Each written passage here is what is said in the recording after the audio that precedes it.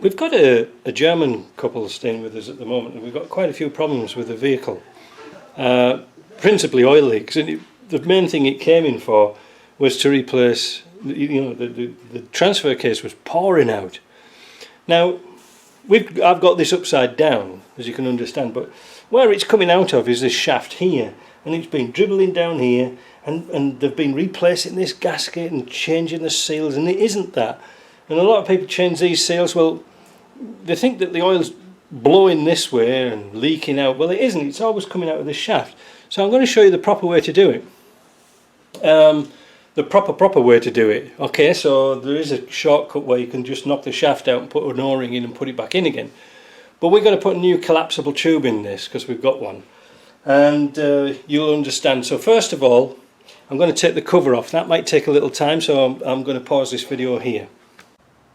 With the cover off, the next thing we're going to do is put a punch in here and take that stalking off that nut and simply spin it off. Now, unfortunately, I don't think we've got a spare nut. Well, I'm going to have a look. I don't think I've got a spare nut, but I'm going to show you a little technique how to use that nut again. It's cheating, but hey, we like it. With the nut off, and I've tapped it through, what we're going to use now is a dummy shaft, and we're going to push that into that hole, because we don't want to drop the bearings out, so we're going to try and take this gear out all in one big piece. But first of all, what we're going to do is wrap a string around it so we can pull it out. We've pushed the shaft out, but we've kept the dummy shaft inside, so that now should allow us to pull this up and out of the way like that, and we didn't lose the bearings. How was about that then?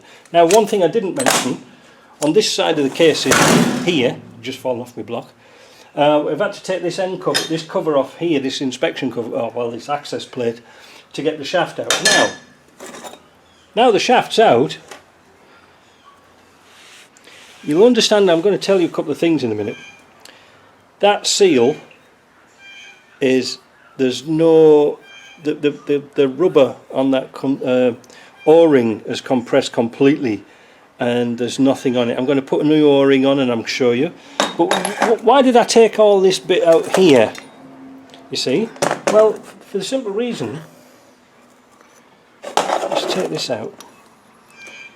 There's what's called a collapsible sleeve in there. And what it does is, when we set the tension on that big nut that is missing, well, it was here a minute ago, the nut that goes onto here, we tighten it up and tension it, and this will crush the sleeve. Now, the last thing you want to do is crush this sleeve too much, because it'll put too much tension on the bearings. You'll see in a minute when I put it back together, but it really is a quick job to do. So you need one of these collapsible sleeves. Now, in years gone by, when we didn't have any money, we used to put these on a piece of round tube and hammer them round again, and they would stretch back long. Them days have gone. But for other people, well, you might not have that access to funds, so we can do this really, really cheap. That's the nut we was talking about, and you can see where I've knocked out the pin. So what we're going to do to put this nut back on, I'm going to put it on the grinder and just take a little shaving off this on the side of the wheel. Now, you know, obviously your grinding wheels going round like this, we're just going to touch the sides, and what it'll do is it'll move that around just a little bit so we can use it again. God, how cheap can you be? Alright, back in a minute, we'll reassemble all this. Just a little thing about this collapsible sleeve. Here's the new one, and here's the old one. And the old one is 58.88 millimeters. The new one is 60.67. So it has collapsed a couple of millimeters. So what we're going to do now, we're going to assemble it, we're going to clean all the bits up, but before we do that, we'll show you how it goes back together. Try and keep the bearings here together, you know, so this one came out the back. We'll put it through with some difficulty. There we go. So the dummy shaft we've made, I'll put the camera down a bit here so you can see what we're on about.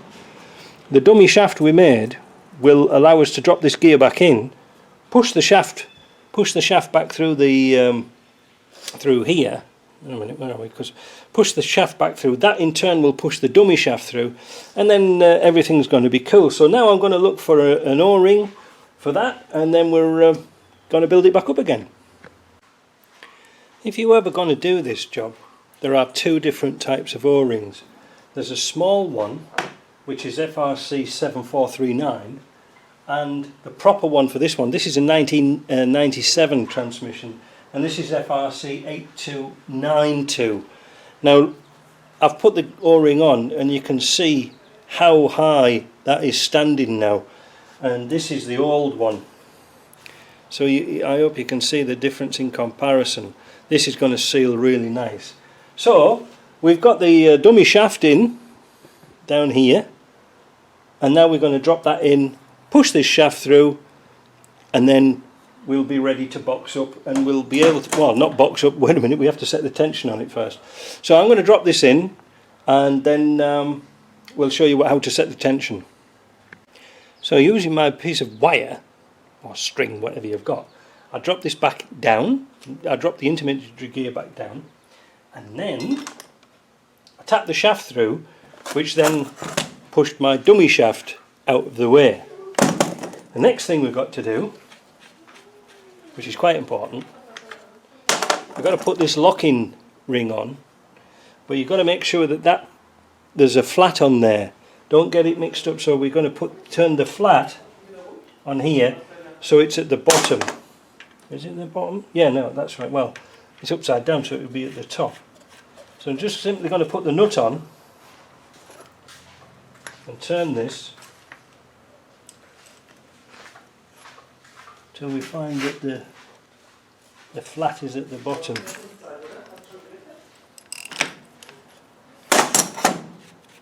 Try not to get in the habit of putting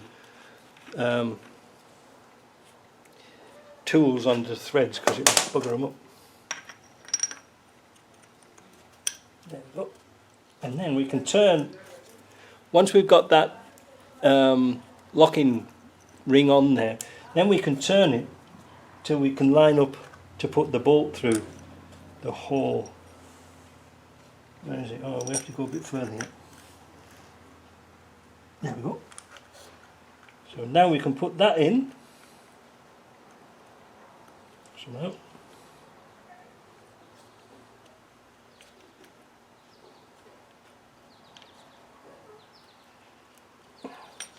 It's a bit tricky because I've got a great big piece of wood there.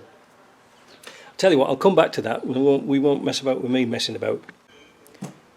If you put a new tube in here, you'll see how far this gear moves backwards and forwards because it hasn't crushed on the two taper bearings need to crush together to get that tension right. So what we do now is we simply tighten up the nut. I don't know if I can do it like this, we'll see. And that will start to crush that bearing, that tube, and pull this nice and tight. So I'm going to do that, and I'm going to get it started, and then we'll see what the finished result is. I didn't have a long breaker bar to tighten this down with, so I used my impact gun, and I just gradually did it until there's no play in that shaft at all. And now what we can do is we can find, because we've put a new tube in, this nut's gone into a different place anyway. So all I'm going to do now is I'm happy with that. That's really nice. You know, look at that. It's like a Rolls Royce.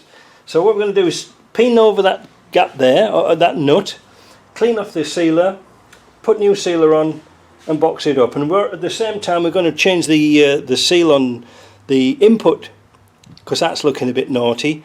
But that's really it. That's really it. Now, do you need to change that tube? Well, I don't know. It's tricky to change, but then again, you don't want to tighten this nut up too tight because you'll put too much preload on those bearings. So tricky, very tricky to do. That's why I drop it out and do it like this. But you could do it upside down in the vehicle, but it's tricky to get the shaft out. So you've got to take the transfer case off, do it upside down, do it like this, and do it once and do it right. So I'm going to clean it all up, box it up, then it's ready to go on the truck. The panels must be very clean. We're not going to put gaskets on this because this didn't have gaskets, this particular gearbox, this transfer case. But what I do recommend is the holes. Get hold of your airline and just blow them all out. Just make sure there's no sealer in the bottom of those holes, because what you'll do is you'll strip the threads or you'll crack the casting. So just be careful of that. And now it's just a matter of getting some of this Loctite SI 5980 and making a bead around the cover like so. Whoops. All nice and even around the bolt holes. And also do the same with this cover too, and then tighten it up like diagonally opposite. You know the score by now. And then just torque it down to what it should be, and that's it. Job done. I hope you like that. We'll talk to you later.